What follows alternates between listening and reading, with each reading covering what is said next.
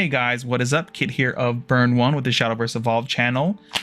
First off, if you are watching this video early, thank you so much for being a member. We recently enabled that in the channel, so if you want to support us monetarily, you can through that. We were going to provide early access videos and some member-only content, and we're currently always working towards making the memberships more worthwhile. So if you're a member and you have suggestions for us of things you want as a member, let us know on Discord and we'll try to, provide extra content and anything we can to give you as much value as possible for the membership, because we appreciate your patronage and, just checking us out and watching our videos. We appreciate it a lot. We do this for fun out of the passion of enjoying the game, and the fact that you guys enjoy our videos makes us very happy.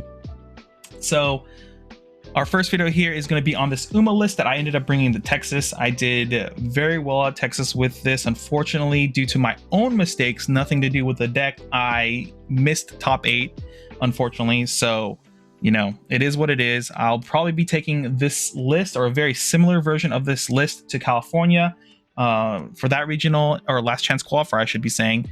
And, if I win there, I will let you guys know what the updated list is. And that one probably will only be a members only type of thing, because it'll be out there and I'll go more in depth of why I made those changes. But first off, we'll just get into this profile for the list I did bring to the Texas Last Chance qualifier there. So the reason I ended up bringing UMA to Texas LCQ is because after testing Abyss a lot, which I enjoyed a lot, and I think it's pretty powerful, I had some issues with it going into some matchups that I didn't like. There was some minor consistency issues that I didn't want to spend the time to really grind out the games to figure out how to fix that. And so I went to UMA, did a handful of games with UMA with a stock list, realized the stock list was very powerful already, but there was an issue with the list that I think a lot of people kind of overlooked with how the meta is going right now. So I decided to go way more into like a very aggressive curve UMA list. Essentially, I want to be playing 1, 2, 3, 4. Like every turn, I need to be playing a follower if possible to add pressure to our opponents. I think having like this aggressive game plan gives us the edge in the UMA mirror. I won a lot of mirrors of UMA at the regional just because I was playing more aggressive than my opponents, who were playing more for a mid to late game play because they are playing multiple copies of Narita Bryan, or they're playing 5 centimeters ahead, I think is the name of the card, along with Ogiri Cap. But yes, let me just get into it and we'll kind of explain my thought process on the picks. First thing first is Shinko Windy is our premium 1-drop we are playing in this list. Not only is it pretty aggressively statted as a 2/1, it also has an effect that when it comes into play, you look at the top card of your deck, you can leave it on top or put it to the bottom of your deck. We lost the ability to have 3 trial initiations, which is like the best 1-drop to be playing on turn 1 every game possible. To make up for that, I decided to go with Shinko Windy. This, lets us set up better draws any point in the game we play Shinko Windy down. And like the fact that it's aggressive 2/1 on turn 1, if our opponent doesn't have a way to remove it, if we're going first or even second, this card gets in for 2 to 4 damage like almost every game. And not only that, because it adds consistency to our draws in this deck, we're more often going to find our 2 or 3 drops that we need to like make sure our first 3 turns of the game are very powerful and very aggressive. I think this is probably one of the best cards to be playing in UMA, just because you've lost some of the consistency tools due to the restriction list. Next, I play 2 Measure Arden. This card is like the best, I would say, probably the best like 1-drop like deterrent in the game right now. If you're playing against an aggressive opponent and they're playing something like Goblin on turn 1 or something ridiculous, Measure Arden just tells your opponent like, yeah, you thought you were gonna get 2 to 4, maybe even 6 free damage in before I started competing against you. No, this now is on the board, and if you want to deal with it early on, you're gonna have to crash your followers into it or waste a spell to remove it. The downside to this card, it being a 1-drop 3/3 ward, which is very powerful. The downside is that at the start of your main phase, if there's not another Measure Arden character in play, this comes back to your hand. That being a downside is also kind of an upside, because at any point in the game, you just want to present a roadblock or a road bump for your opponent. You can play this early on to negate early damage because they're afraid to run into this 3/3, because most things can't handle it. they play on turn 1 and sometimes even turn 2, especially in the mirror. As you see, Special Week and Agnes Tachyon aren't really designed to run into 3/3s if they're not evolved. Late in the game, you can present this on turns where you're like, okay, I might get Forte faced from Dragon. I can play this on that turn. I believe they're going to do it, and now they have this they have to get through before they can actually Forte me. So it's not, you don't get that free Storm Forte damage in the Dragon matchup. I think this card's very powerful. I played it originally as a 3 of. After testing, I cut it down to 2 because I was drawing it too much, and I only need to see it like once a game. Special Week here, 3 of easy. This card not only cantrips replacing itself, it also helps like set up lethal a lot. The evolve form of the card, if you're in Storm, or sorry, not Storm, if you are in Overflow, it gives all your other followers, Uma followers, +1/+1, which is very powerful. So you can set up very cool lethals that way. The other thing is, since it cantrips, when it comes into play, you reveal the top card of your deck. If it's an Uma card and you're obviously playing the Uma deck, you just draw a card essentially, but your opponent gets to see what it is. This is very powerful. Not only that, like on turn 3, if you don't actually end up drawing one of your premium 3 drops, you can Shinko Windy into Special Week, to kind of filter into a better draw for Special Week, essentially. This card's very powerful, very amazing. It only takes 1 slot in your Evo deck most games, or for most builds, so it's really good. It's very good. Like, I mean, I don't know what else I could say. It's just a good card in general. Next, we play 3 Agnes Tachyon. Card's insane for control, as well as being aggressive as heck. Once this gets onto the board, whenever you cast a spell, you can give something on your opponent's field -1/-1, and that stuff adds up very quickly because we play so many low value costed spells that there are some times where you get 3 triggers of this effect in one turn, which can just be devastating for your opponent. Sometimes you can even leave followers on your opponent's board if they don't have ward. You just leave them there with 0 attack, and now they're forced to remove it themselves, especially if you're choosing not to engage your followers and you're just clogging their board with 0 attack followers. It's really funny when that happens. It happens a lot when I play against Forest, as well as sometimes some other decks as well. The Evo form of it is when it does Evo, you get to pick a Uma spell in your graveyard and add back to your hand. I mean, every spell in this list is high premium target, so you're always going to be Evoing it. A lot of times you will play a removal spell, then Evo this to get the removal spell back. I did that a lot to threaten my opponent constantly about removing their follow-up plays, and it does a lot of work. It also randomly can find you lethal because you can get things back like Flowers for You, or even outrunning the encroaching heat, I think it is called, the storm spell. It's insane. It does crazy things. Very premium card. Saiyan Sky, 3-drop 1/3. This card is the defining factor for me of why I played Uma. After my initial testing, I was like, this deck seems very powerful. I can see why people want to play it, but I noticed very early on that because we don't have the consistency tools that we would like through Trial Initiation or Ignodictus, we're more susceptible to storm damage and just losing the game from that. So this card is insane, on top of the fact that we're already playing Flowers for You anyway to make up for the fact that we're missing 1-drops that we would like to play to buff things up with Vodka. So why are we not playing this anyway? It also so not only does this card have Storm, which is scary as hell, it being a 1/3, it has Intimidate, which is a key word people forget about sometimes. I had one or 2 opponents actually try to swing into this after I played it and just hit their face immediately, and I was like, I'm sorry dude, it has Intimidate, you can't swing into it, and that destroyed their entire turn because they've already committed a follower onto the board when they probably shouldn't have, and they should have just used a spell to remove this. What's really good about this card making this deck more aggressive, in my opinion, is the fact that its strike effect is when it, strike, give this follower +1 attack. So this card can snowball the game very, very quickly. I won a lot of games. I can't tell you how many times, I go and play this on 3, it can't get removed on 3, and my opponent just loses the game immediately after that. I've had games where this is literally swinging for 7 or 8 damage, on the second turn, basically, because of the pumps I use. And things like that. It's just, this card's insane. I don't know why people aren't playing it more of.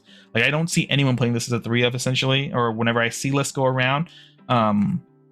Yeah, this is probably the MVP of the deck outside of like the normal Uma package stuff. It's insane. It's high value. It's scary. Once it hits the board, your opponent has to immediately deal with it. If they don't, they probably lose the game.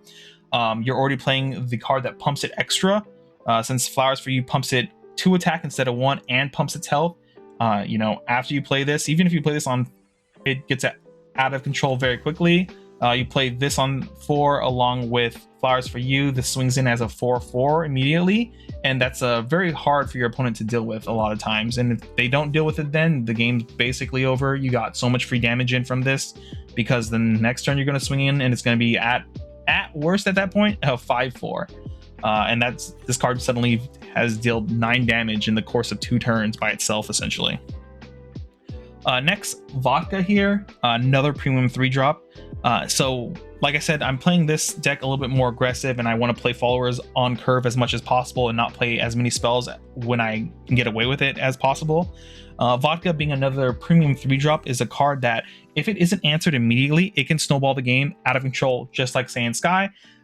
The fact that we have 6 of these, 6 copies of a card in here that essentially says answer me on turn 3, if you don't, you lose the game, is very devastating for our opponent. A lot of games I will just throw these out, especially if I play a Shinko Windy first and they use a removal for it, and I'm like, okay, good, that means that's 1 less removal I have to worry about for my turn 3 play, which is one of these, and then the game gets out of control from there once it can't be removed. So if you're not aware, Vodka itself has the first effect, which is really good, is if Daiwa Scarlet is in play, this card only costs 1 to come into play. The other effect is that once during a turn, if you cast the Uma spell or whatever, it gives all your followers +1/+1 and rush. So not only can you control the board if needed to, once you build up a board and you need to remove a lot of things, you can just cast something and suddenly your entire board is +1/+1 and it has rush, and you can start trading in followers if needed. Though you probably shouldn't be doing that, because I think the deck should be played incredibly aggressive. It's always an option to consider. But yeah, so like, not only that, this follower can get out of control very quickly. It's also the main way you can essentially have a ton of damage out of hand suddenly for like nothing, essentially, because you build a board, drop Vodka for 1, play a spell, suddenly 1/1 across the board. You can give something Storm, so forth. Or if you combo with Daiwa and do the 3 spells, suddenly you have 2 Storm followers on board that just hit face and hit hard. Next, we play 1 Ignodictus, the restriction card. One of the things I noticed very early on in my initial testing of the stock list that people have been playing a lot since the restriction list is that without Ignodictus, we don't have that stopgap measure we need in the like turns 3, turns 4, and so forth to kind of slow our opponent down so we can get into the combo range. That I think this is one of the key reasons the deck has even more of a weakness into aggressive game plans than it did in JP.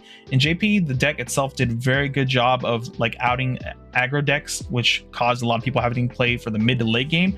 And this is why I think a lot of players right now kind of got caught into like, how do I describe this? They started believing that, what things were saying early on, where people was like, Uma destroys aggro decks, which honestly I kind of fell for that too until I started playing the deck, is that without Ignodictus, the deck can have turns and struggle with having aggressive decks that have Storm followers like Dragon and things like that. They lose out to having this 2/4 ward that's very powerful on turn 3. Because of that, I felt like the deck needs to be more aggressive to have the edge in the mirror along with every matchup possible. That's why I went with the Sand Sky package here. Very powerful, but yeah, this card is still super powerful. We still play it as a 1-of. It's a 2/4 ward on 3. On play, you top check 3, you add 1 to your hand, and then bottom deck the other 2. Super powerful, super good consistency tool. And yeah, like what can I say about it other than like it's just that good. Narita Top Road. This is kind of a fake 3-drop. Sometimes you'll just play it on 3 if somehow you don't open up one of your very powerful 3-drops by turn 3. It's mini Shenlong essentially. You race it, draw 2, ditch 1. It helps add consistency to the deck since we've lost a lot of the consistency through Ignodictus and Trial Initiation being limited to 1. This is how you refill your hand. It's still a respectable 4/4 that can push a lot of damage and, like I said, help fix your hand if needed, or find cards that are in your deck that you just need to search out. Very powerful card. We run it as a 3 of because we just want to see it at least once per game minimum, but we don't mind seeing it more than once because, you know, digging into our deck is always very good to find good ways to deal with the board. Sakura here has been another MVP card. This is a fake 3-drop that's actually a 4-drop. If you're not playing this card, your deck probably sucks, not gonna lie. This card has been insane, even as the 1 of. I almost want to play this as a 2 of, but I think being a 1 of has been like the good sweet spot because I just see it just enough to make it very, very good. So this card is a 3-drop that once it gets raced, it becomes a 4/4, and then you get to salvage any Uma traded card in your grave, which means you can salvage anything here. It's not limited to spells, it's not limited to followers, it's anything. A lot of times this will just find you lethal when your board is empty. It's that good. For example, one of the frequent ways I win games with this card is once I've been aggressive enough to get them down to like as low as 5 life, sometimes even like 6 or 7 if you have flowers for you in your hand already. You can Sakura, race it, grab the storm spell, immediately give it +1/+1 in storm, swing in for 5 if need be. You know, you can pump it more. I've ended people's lives this way by top decking this card and grabbing this and just you know, giving it storm immediately, and they lose the game from a top deck Sakura. Card is insane value. It's super good. If you're not playing it, you should try it and you will love it no matter what, because it's just that good of a card. Next, Daiwa Scarlet here. I mean, we're playing the Vodka Daiwa Scarlet package because it's just really good at finding lethal and pumping things out. We have so many 1-drop spells that are so good, and even our 2-drop spells becoming 1-drop spells is just that good. So the card itself is when it comes into play, you get a search a Uma spell. Look at all these amazing Uma spells you can grab. Everything is that high value card to grab off of this card. Next, if once per turn, you can, when you play your first Uma spell, it costs 1 less to play. That means all your 1-drop spells cost 0, all your 2-drop spells cost 1 now. Insane value. So one thing to note about that effect though is that if you play a spell, then play Daiwa Scarlet, it retroactively checks because it has to always be your absolute first spell played for the turn. So if you play Trial Initiate, get a Daiwa Scarlet, then play Daiwa Scarlet, search for a Flowers for You, it's still going to cost you 1 to play Flowers for You. Just keep that in mind so you don't make that mistake.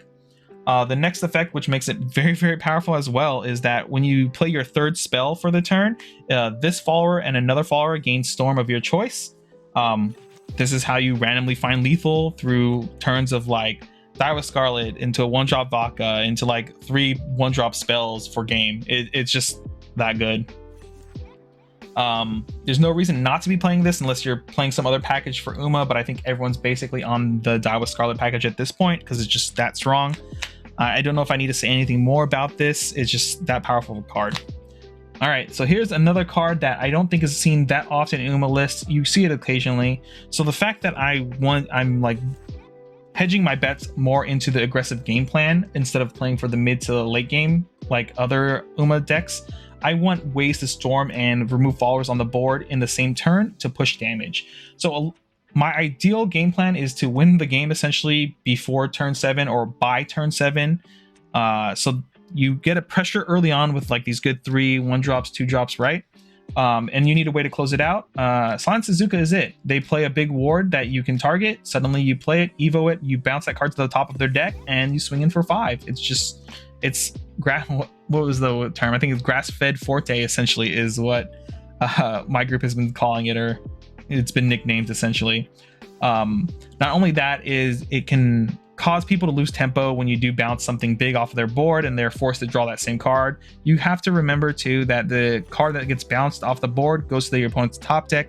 I think, I'm not 100% sure, but thinking back to my Texas run, I think every opponent I use this on, they put their follower back into hand, and I didn't notice, and I started thinking about it later in the day, and I was like, you know what, I think every time I played this card, my opponent always put their follower back into their hand instead of top of their deck, which if that was the case, I think I got screwed over a little bit, but it is what it is. I didn't catch it at the time. It's my fault. So this card's super good. It's a storm follower. You know, instant damage out of hand. People have to play around this all the time. And on turn 6, or turn 5 or turn 6, depending on if you have Evo points or not, the card's just a very good tempo play there to push damage. What can I say? Like when you play with this card, you'll realize quickly how powerful it is. Onto the spells here. Trial Initiation, the best 1-drop in the game on turn 1 if you open this card and don't have a Shinko Windy. But your hand looks pretty decent. Like maybe you have like a good 3-drop in Daiwa or something, and you have a Trial Initiation in hand. You should probably keep that hand. This will help curve out. Maybe find you one of these good 2-drops or whatever. Or find a good removal spell, or set up your hand to get ready to like pop off with Sand Sky. If possible, everyone plays at 3, but obviously it's restricted. Lamplet. This is our what's the card called? Not Angelic Barrage, Snipe or whatever, Angelic Snipe. That also gets stronger if you have a character that is currently racing. Then it does 3 damage instead. It's premium 1-drop removal. It becomes cost 0 once die was out. Like there's nothing to why wouldn't you be playing this, especially if you have vodka on the board and you pass to their turn and they don't remove vodka and they swinging at you or something. You use Lamplet for free and suddenly your board gets +1/+1 off of vodka. There's ways like that where you can just save your board because they try to trade in instead of like using spells to remove vodka first and so forth. Card is very powerful. It's your like simple, easy control tool, and it also costs 1, which means it can help pump your board if needed. And like I said, Daiwa Scarlet makes it for free. Flowers for You, because we can't have like a good 6 1-drop spells because Trial Initiation got limited. Flowers for You is the next best option in Uma, and this card is insane, not because of what it does, or actually it is because of what it does, but not because that it gives +1. The fact that it combos with Sand Sky is what makes this card insane to me. So a lot of games will be Sand Sky plus Flowers for You, swing in. It's now 4/4. At 4/4, the only way, like for example in the mirror, they can remove it is if they have Make Some Noise, or if they have Tachyon plus a follower with Racing and a Lamplet, which is a lot of things to ask for. So if you see your opponent like waste Make Some Noise early on and you drop this on 3 and now they don't have an answer for this because it does 3 damage normally, but once they have an Uma follower it does 4, so most of the time it only does 4. You buff this to 4 and swing in, it's a 4/4. They don't answer it next turn. You can buff it again, or if you have vodka out and buff it, it goes to 5 health, and that becomes really hard for your opponent to deal with. There are a lot of lines where this lives. I play vodka and Flowers for You on turn 4 to pump this up to a 5/5, and then it just stays on the board for 2 turns and the game's over. Like it's just that quick. If you ever have that combination of cards and one of these sticks longer than it should have, the game's basically over. It also replaces itself. It's a cantrip, so sometimes even if you don't have Sand Sky, you will just use it anyway because you need to fix your hand. Maybe get in that extra 1 damage, because if it's not pumping Sand Sky, it just gives it +1 attack. So there are times where like even San Suzuka comes out, I evo it and then just Flowers for You twice to get in for 7 damage per game, things like that. The fact that it does cantrip too is always very good, because not only does Daiwa Scarlet make this a 0-cost cantrip, but then you can draw into removal spells as you're pumping up to get ready to end the game. This package is insane. I think more people should be trying it. It's just that good. I think it defines the deck being more aggressive. It's just I love it. It's put in so much work that I can't imagine a version of the deck not running this as a 3-up and this is a 3-up. Next premium removal here is Make Some Noise. Like I said earlier, it does 3 damage. This is basically your version of Surefire Bullet, except instead of targeting Evo, you just have to have any follower on the board, then it becomes 4 instead of 3. It's just that good. Daiwa Scarlet on the board, it becomes a 1-drop. Like, what the heck? It's just really, really good. Next, we play a 1 of the Storm spell, outrunning the Encroaching Heat, I believe is the name of the card. This card is insane. There are plays where you will legit on turn 5, depending on what your hand looks like, and if you can get lethal next turn with like a San Suzuka or something. You will Daiwa Scarlet, search this out, play it for 1 to give this Storm. It becomes a 4/5 Storm. You just swing in and then pass to your opponent and you put them down. Usually the times you do that is when you know your opponent is going to get pushed down to around 9 or less life is the time where I'm going to cash out Daiwa Scarlet as soon as possible, because This is another lightning rod for the deck that they have to remove immediately. Otherwise, you get more and more value till the game gets insanely out of control. This finds you random lethal lines randomly. You'll play something like Narita Top Road, give it a carrot, draw 2, draw onto this, give this, and then now it's a 5/5 Storm Follower. It's really good. Like, it just finds lethal randomly all the time. It's probably one of the best one-ofs in the deck by far. Now, this here is a very fun tech card I decided to play because you can get away with playing this card only because, one, I'm playing Silent Suzuka and Saiyan Sky. This card sucks if you're not playing both of these. I think you could get away with playing this as a one-of when you're playing like 2 of these, but I think that's even more greedy than I'm willing to do, and I'm a very greedy player. So what makes this card so insane is that it actually functions as its both functions are very good. So for example, if you draw this on turn 2 or have it on turn 2 and you don't have a very good 2-drop to be playing, what you can do is play it to search out a Storm Follower from your deck. And you know what has Storm? Saiyan Sky, which means on turn 3 you get a curve into Saiyan Sky. It's like a 4th copy of Saiyan Sky and a 3rd copy of Silent Suzuka. It's just that good. But the other part of it makes it very scary is that if your follower has Storm, you can pump it +3 damage. So I've found a lot of random lethal lines where this lives and becomes like a 5/5 after having Vodka out. I end up pumping it by 3. Vodka gives it another pump. It swings in, gets another pump, and it's like swinging for like 10 damage or something ridiculous like that. It gets out of control very quickly. Same thing with this, because you can give a Storm to any follower with this spell. Suddenly, in combination with this, you get to pump an extra 3. Same thing with Die with Scarlet. Die with Scarlet gives things Storm if you play 3 spells, which means that this now can pump things at 3 extra damage if you're able to. Though that line has never really come up, it is something to consider. The fact that Die with Scarlet gives something Storm means that this card suddenly can target it and give it +3 damage, which is insane.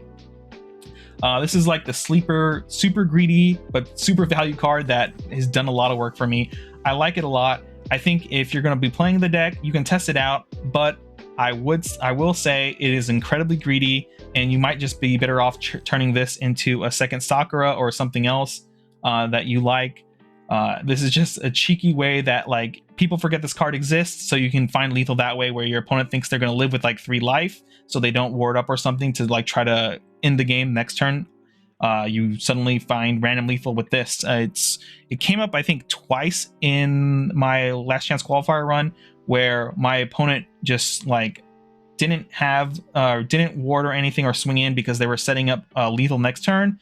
I'm like, that's cool. Saiyan Sky, flowers for you, eat fast, yum fast, and the game was over. Like, plays like that happen suddenly, and your opponent just loses the game when they weren't even paying attention, or not paying attention, but because they didn't even consider this card as like a threat.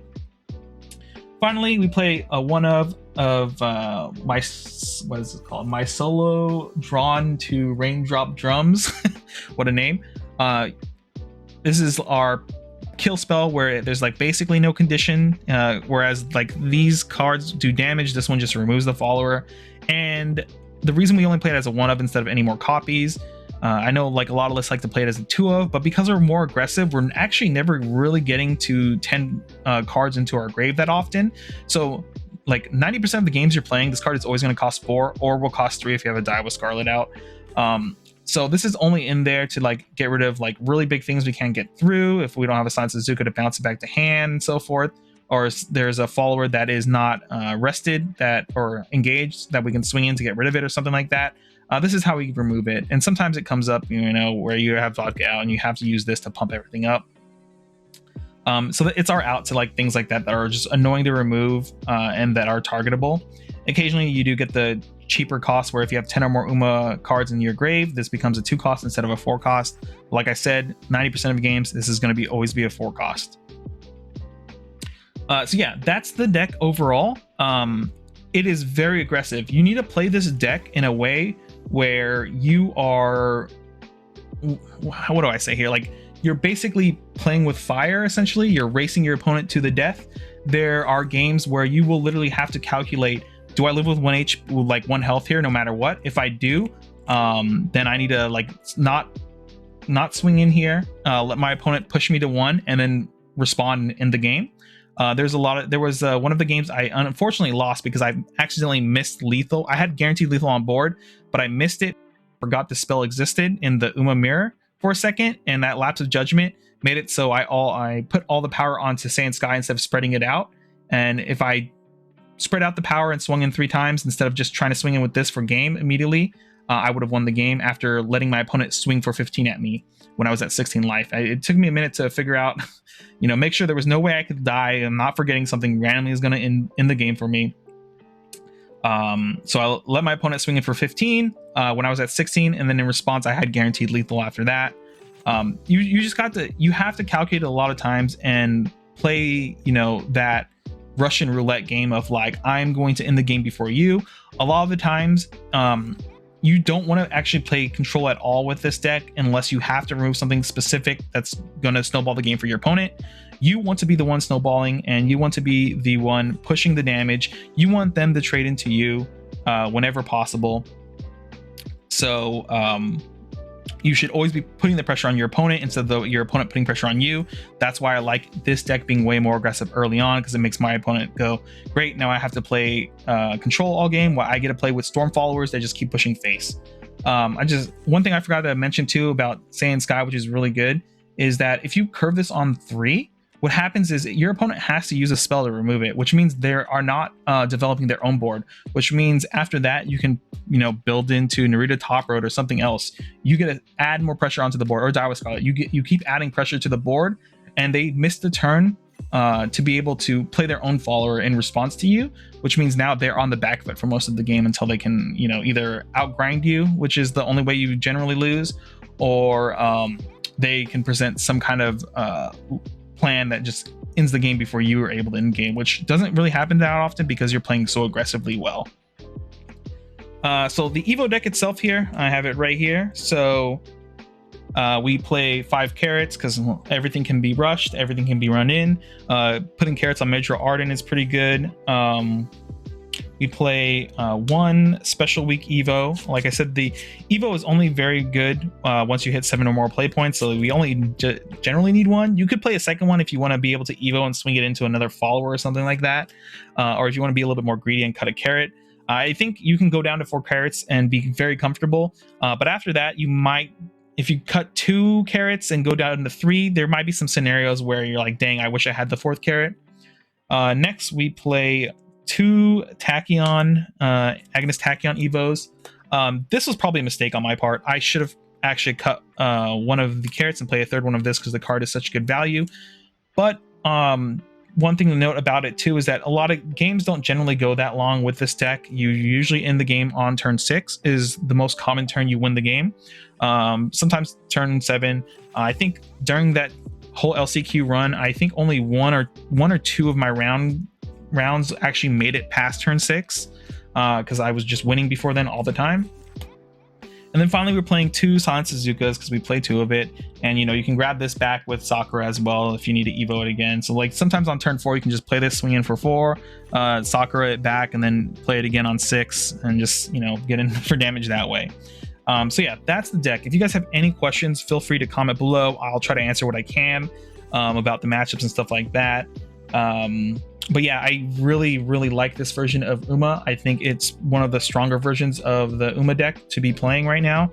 And I know the meta is kind of coming to an end for Uma, sorta, but I know the deck in general will be relevant for at least up to the end of Booster 3, I think, is at least.